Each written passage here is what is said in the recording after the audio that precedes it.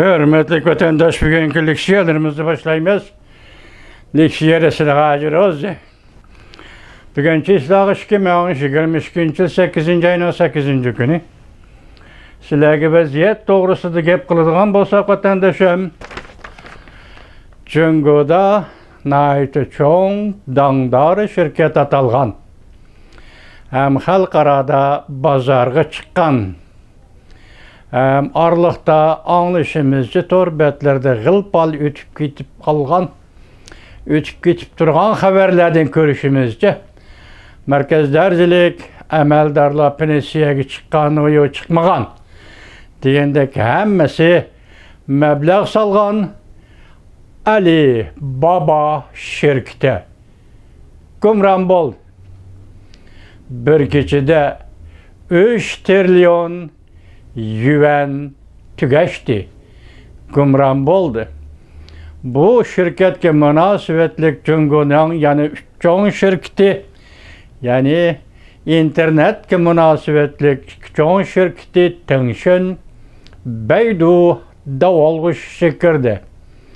Ali Baba'ga münasebetlik bu şirketin sodu münasebeti de aladığan hem satadığan, parça satadığan ve tor satadığan, top satadığan şirketler.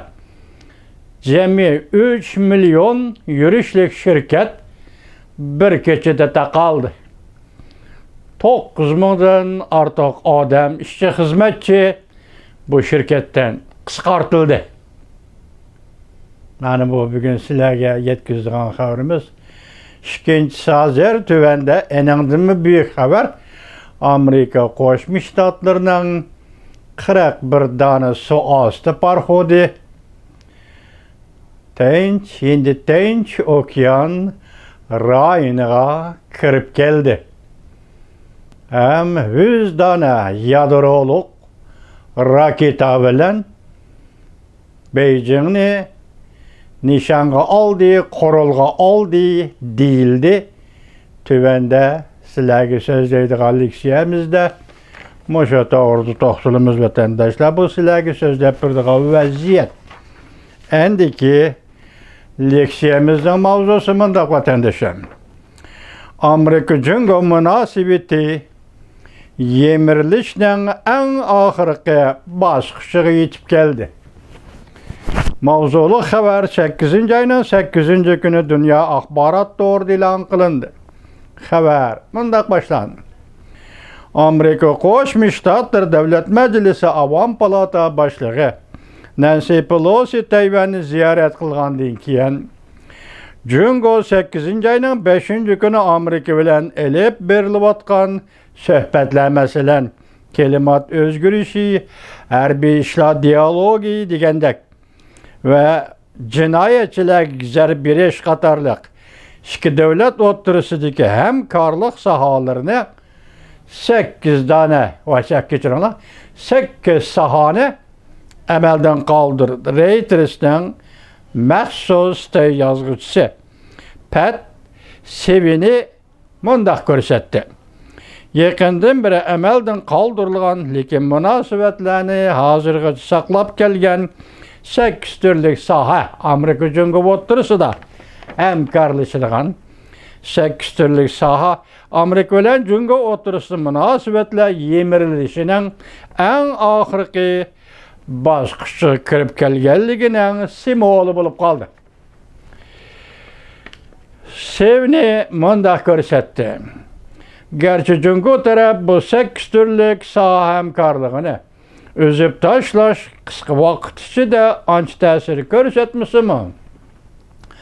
Lekin Amerika Cüngo'nun alakadar taraflardaki emeli hemkarlığı aslında eşitmege merzim etti.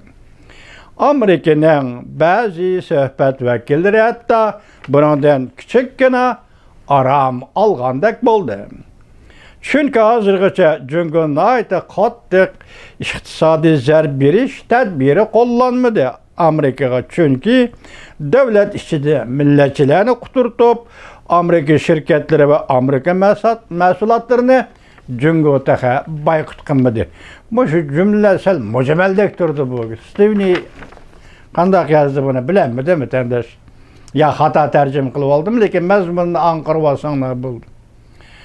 Çünkü hazırgacha Amerika Saudi kelişimide va'da bergen Amerika mahsulotlarini setip elish, nişan ishga oshirmadi. Masalan, Boeing aeroplanını setip elish, Amerika'nın yezilik mahsulotlarini setip elish deb sobiq prezident Trump davri tuzgan Saudi kelishim bo'yicha va'dasini ishga oshirmadi Cumhuriyet.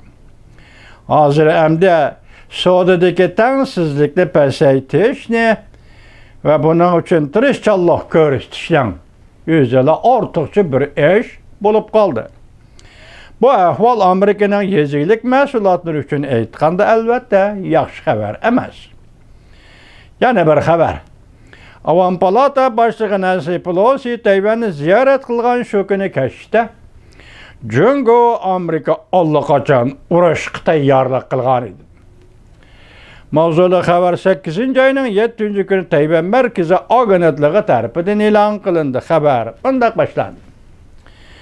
Singapurning sobiq tashqi ishlar ministri Yang Rongwen 8-ayning 3-kuni bunday tasvirladi. Amerika Avam palata boshlig'i Nancy Pelosining Tayvanni ziyorat qilishi Amerika putupilalligan jiddiy munosabat edi. O yana mundaq dedi. Nancy Pelosi Tayvanga uchib kelgan chog'da Amerika Jungo allaqachon urushga tayyorlanib bo'lgan edi. Shanghai Hong Kong matbuoti 01 ve Singapurning birlashma gazeti munda xabar qildi. Yang Rongwen 8-ayning 3-kuni mablag' selish minbarida yuqorqidek fikr qildi. Yang Rongwen mundaq ko'rsatdi. Amerika uchun aytganda eng yaxshisi bugun kechdala urush qilish kerak.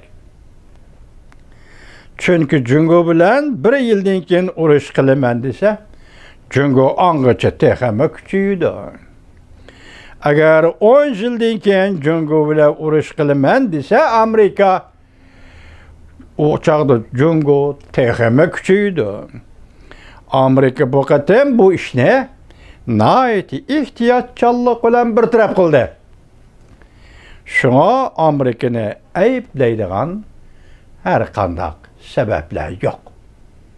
Yani Nancy Pelosi xonim Tayvanga tushgan 2-kuni kechdi sharq vaqti Amerika Jungo o'rtasida urush portlash qilning ustida qolgan gap vatandosh.